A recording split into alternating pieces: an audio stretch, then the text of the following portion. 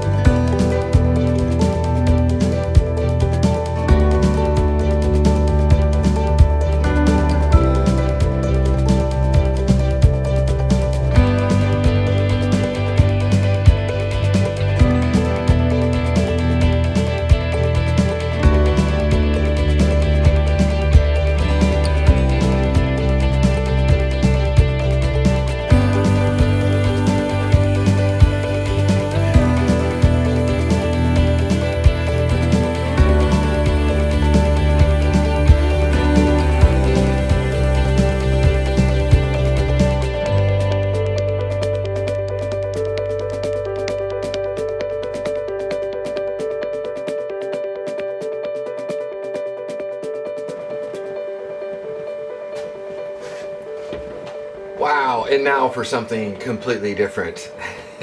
And tragedy has struck. Paint got into my scotch. So I gotta take a break and go clean my glass out and put something other than acrylic latex paint in my scotch glass. I'm glad I caught it before I drank it. This is really interesting today. I'm a little scared to go too far. I wish I had prepped more canvases because, boy, this is very different from what I've been doing. So I'm using some charcoal sticks periodically to go back and draw into the surface, and also doing some glazing and some layering, and then scraping back into it with some palette knives. And this is kind of fun. It's different. I don't know if these are going to turn out, but it was worth the experiment today to do this, to try and get back to it. The key, I think, sometimes is to limit the palette. If you can't limit the palette, then you need to have what I would call a continuous discontinuity of color, and then work within that context. So I just wanted to update you about halfway through. This is pretty interesting. I'm going to go clean my glass out, and then I'm going to get back to painting. Thanks a lot. See you soon.